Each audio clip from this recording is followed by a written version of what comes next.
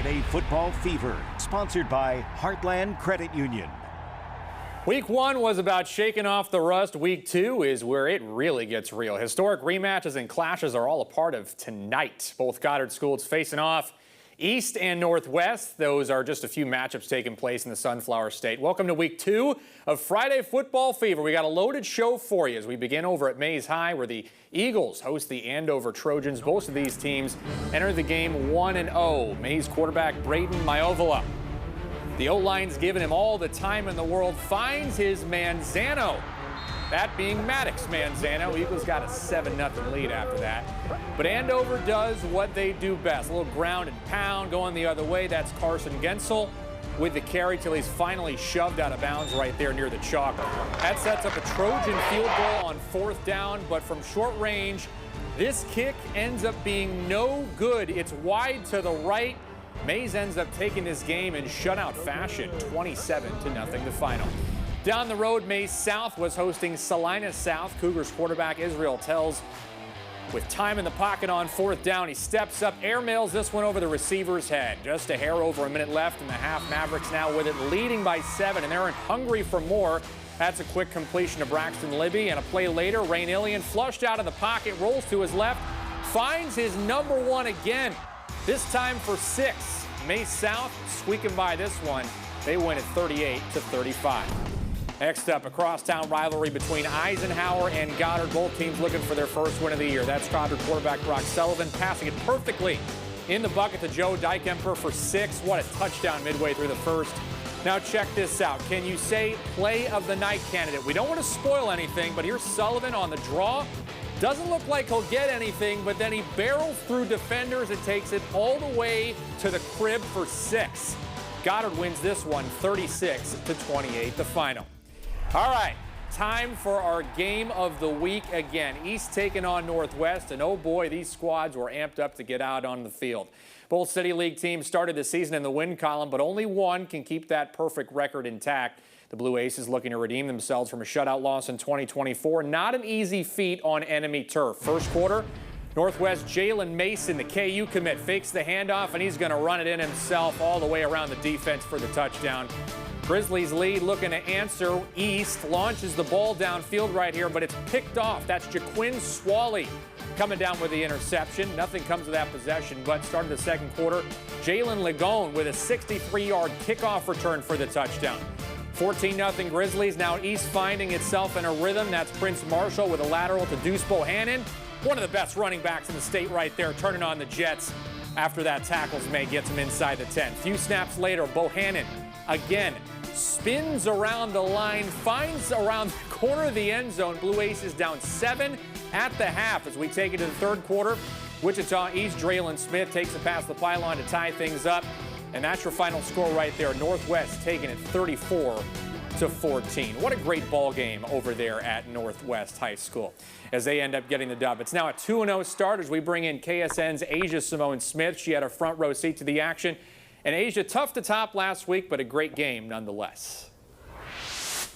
Yeah, Michael, I mean, you could just feel the tension between these two teams, both very highly competitive and both wanting to come out with a win, but only one could get that done here tonight, and it was Northwest who was able to overpower Wichita East in a very hard-fought battle. The Grizzlies were able to start out with a big lead, up 14-0 in the first quarter, but soon things were tied back up by halftime, and this game was 14 points to 14 in the third quarter, tied up there, and it was a successful game for the Wichita Northwest defense, though, down the stretch in the fourth quarter. First, an interception, a punt recovering the fumble on a muffed punt, as well as multiple sacks, including one on 4th and 1. Just a dominant defensive performance for them to pull ahead with a 20-point win. Here's head coach Steve Martin after the win.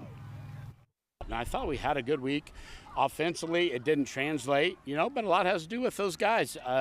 East Kenta Harris, Nagasa, Pharrell Adams, those guys played great. It's a great defense. That defense can win a lot of games, and they gave us some issues. They gave us some looks that we didn't think we were maybe going to get. So, just continuing to focus one quarter at a time, one play at a time is really what we've been selling these guys, and they're doing a good job with it.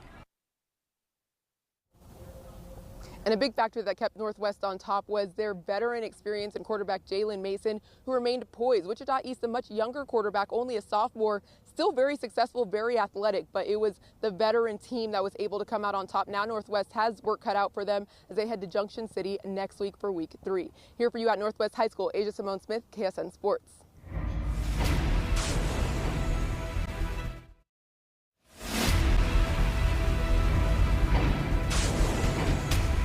Welcome back to Friday Football Fever. New Bishop Carroll head coach Chris Jacks is now 0-1 after a tough loss last week to Northwest. His team back at home eyeing a chance at redemption. The Golden Eagles welcoming in Southeast, and what an exciting first half this one was. Less than a minute left in the half. Southeast launches down the field, but it's picked off by Carroll's Pius Graff.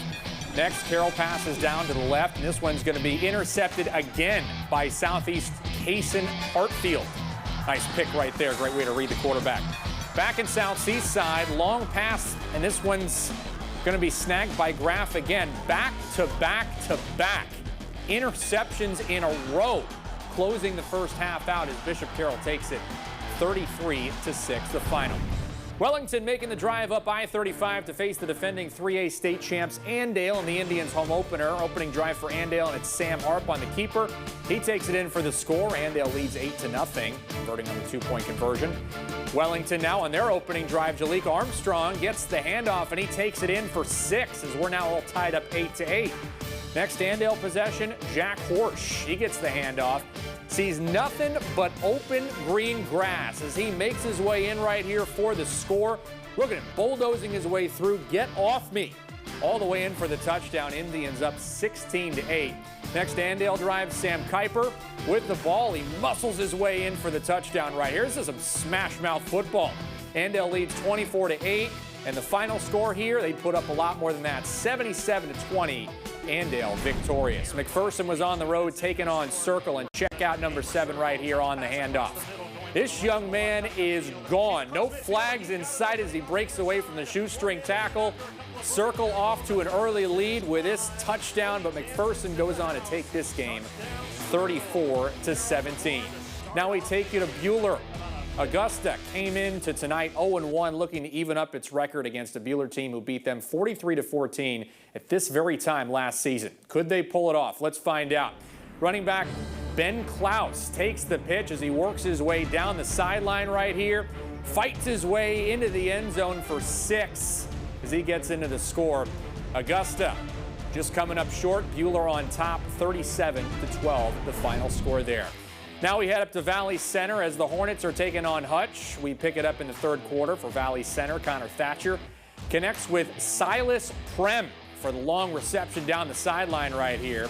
3 plays later, Gavin Sainer, he gets the ball, and he's going to get tripped up right before the goal line. That's a nice tackle. But that will set up Connor Thatcher on the quarterback keeper for the score. Hornets trail 13-10. Hutchinson facing a 4th down. And it's Trammell Walker this time, finding Lamar Govain, making the catch inside the 10. So we take you now a few plays later. Walker connects with Camelo Green for the touchdown. Salthawks 19-10, they had the lead, but Hutchinson comes out on top 25-18. All right, now Hayes at home. First home game ever in their new stadium, playing an interstate battle with Choctaw. Bolden Lift takes it off up the sideline, and he is gone. 20-10-5 touchdown. What a start from the Indians right there, and they just kept on riding that momentum from last week. Another impressive win from the school from Oklahoma City, 21-19, the final. And finally, southeast of Saline at home taking on Clay Center. Quick dump off to the running back Grady Gebhardt. He gets into the end zone practically untouched right there as Southeast Saline was all over Clay Center. They take it 46-7. All right, now here's a look at some other scores from tonight. Topeka High beats Wichita Heights 28-20. Capon beats Wichita North 77-0. We're back right after this.